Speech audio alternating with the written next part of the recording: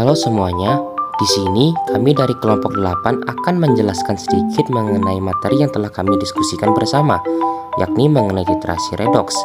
Dalam pembahasan kali ini akan terdapat 4 macam pembahasan, di antaranya yakni mengenai definisi dan prinsip, metode titrasi, titran dan reaksinya, dan yang terakhir adalah mengenai implementasi dari titrasi redoks itu sendiri.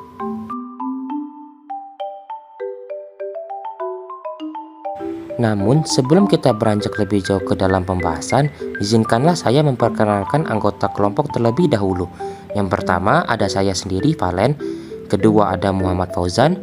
Ketiga ada Romayati. Keempat ada Rifa Fadilah. Dan yang terakhir ada Lutfina Adwa.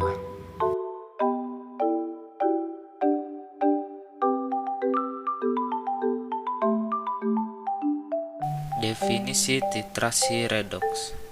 Titrasi redoks merupakan suatu metode analisis reaksi reduksi dan oksidasi yang terjadi antara titran atau zat yang konsentrasinya sudah diketahui dengan titrat atau zat yang konsentrasinya belum diketahui yang akan dicari melalui titrasi. Prinsip titrasi redoks. Titrasi redoks merupakan suatu penetapan kadar reduktor atau oksidator berdasarkan atas reaksi oksidasi dan reduksi antara analit dengan titrat, di mana reduktor akan teroksidasi dan oksidator akan tereduksi. Metode titrasi redoks. Terdapat 3 jenis metode titrasi redoks, yaitu titrasi langsung, titrasi tidak langsung, dan titrasi residual. Yang dimaksud dengan titrasi langsung adalah titrasi di mana analit langsung dipergunakan sebagai titrat atau titran. Dalam titrasi tidak langsung analit direaksikan dahulu dengan KI, lalu hasil reaksinya dititrasi. Sedangkan titrasi tidak langsung yang lain yaitu di mana analit direaksikan dengan reaksi yang jumlahnya berlebih.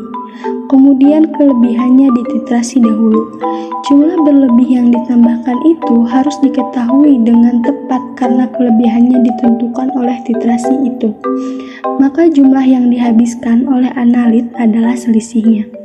Sedangkan titrasi residual atau biasa yang dikenal dengan titrasi balik, bahan produksi dioksidasi dengan larutan baku iodium dalam jumlah berlebih dan kelebihannya iod akan dititrasi dengan larutan baku natrium tiosulfat.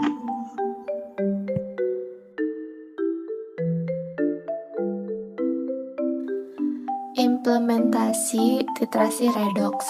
Dalam industri farmasi, titrasi redoks dilakukan untuk menganalisis jumlah kandungan vitamin C dalam sebuah sampel obat. Ini dikarenakan vitamin C merupakan produksi yang baik. Titrasi redoks juga digunakan untuk memeriksa kemurnian bahan mentah, pengisi, dan pengawet. Contoh yang bagus untuk ini adalah penentuan bromatometrik dari metil 4-benzoat, suatu ester asam p-hidroksibenzoat. Senyawa ini digunakan sebagai pengawet dalam sediaan oftalmik dan salep untuk aplikasi luar.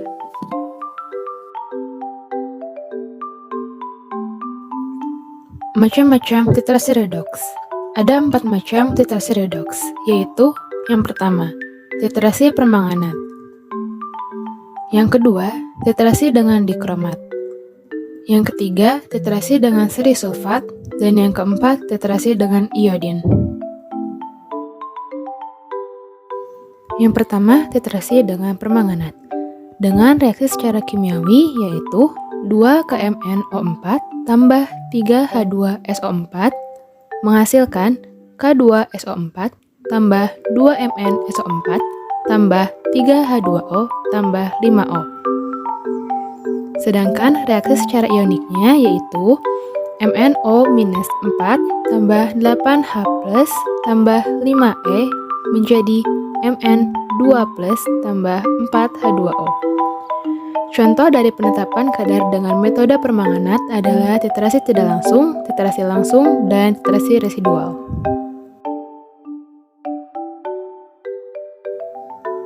Yang kedua yaitu titrasi dengan dikromat. Dengan reaksi secara kimiawi yaitu 2KMnO4 tambah 3H2SO4 membentuk K2SO4 tambah 2MnSO4 tambah 3H2O tambah 5O. Sedangkan reaksi secara ioniknya yaitu Mn-4 tambah 8H+ tambah 5E membentuk Mn2+ tambah 4H2O. Contoh penetapan kadar dengan metode permanganat adalah titrasi tidak langsung, titrasi langsung, dan titrasi residual. Titrasi yang ketiga yaitu titrasi dengan seri sulfat dengan reaksi Ce4+ tambah E titrasi bolak-balik menjadi Ce3+. Feroin merupakan indikator yang paling akurat digunakan untuk titrasi dengan seri sulfat, di mana memiliki reaksi sebagai berikut. C12H8N2 tambah Fe2+ menjadi Fe buka kurung C12H8N2 tutup kurung 32+.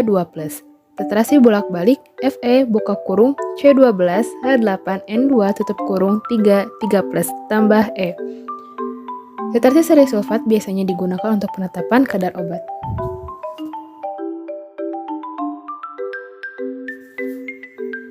Yang terakhir ada titrasi dengan iodin dengan reaksi 2I- titrasi bolak-balik menjadi I2 tambah 2E.